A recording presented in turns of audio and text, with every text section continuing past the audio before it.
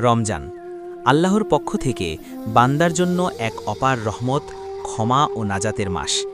এই মাসে প্রতিটি মুহূর্ত অমূল্য, অথচ আমরা অনেক সময় অযথা গল্প, মোবাইল স্ক্রল, অলসতা বা তুচ্ছ কাজে সময় ব্যয় করে ফেলি। ফলে রমজানের প্রকৃত সৌন্দর্য ও বরকত থেকে বঞ্চিত হই।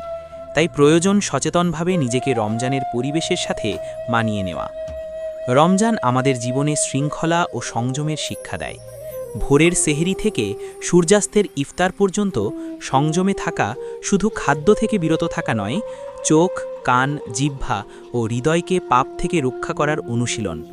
এই সময়টুকু যদি আমরা অযথা কাজে নষ্ট না করে কুরআন তিলাওয়াত, দোয়া, জিকির ও নফল ইবাদতে ব্যয় করি, তবে রমজান সত্যিই আমাদের আত্মাকে পরিশুদ্ধ করবে।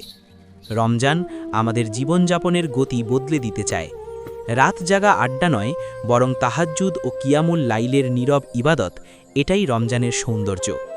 দিনের অলসতা নয়, বরং ধৈর্য ও সেবার মানসিকতা, এটাই রোজাদারের পরিচয়। যে ব্যক্তি রমজানের সাথে নিজেকে মানিয়ে নেয়, তার অন্তরে ঈমানের আলো জ্বলে ওঠে, চরিত্রে আসে কোমলতা ও দয়া। অযথা সময় নষ্ট করা মানে শুধু একটি মুহূর্ত হারানো নয়, বরং একটি সম্ভাব্য সাওয়াব হারানো। এই মাসে একটি নফল ইবাদতের সাওয়াব ফরজের সমান, আর একটি ফরজের সাওয়াব ৭০ গুণ পর্যন্ত বৃদ্ধি পায়। তাই প্রতিটি মুহূর্তকে মূল্যবান আমলে ভরিয়ে তোলা বুদ্ধিমানের কাজ। আসুন আমরা রমজানকে শুধু একটি রুটিন মাস হিসেবে নয়, একটি আত্মিক প্রশিক্ষণ শিবির হিসেবে গ্রহণ করি। মোবাইল, বিনোদন ও অপ্রয়োজনীয় ব্যস্ততার জায়গায় কুরআন, দোয়া ও আত্মসমালোচনাকে স্থান দিই। পরিবার, প্রতিবেশী ও অসহায় মানুষের প্রতি সহমর্মিতা বাড়াই। তাহলেই রমজান আমাদের জীবনকে বদলে দেবে।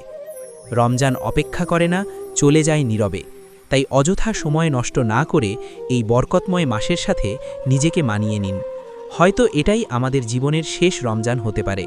আর যদি সত্যিই শেষ হয়, তবে যেন তা হয় আমাদের সবচেয়ে সুন্দর, সবচেয়ে ফলপ্রসূ রমজান।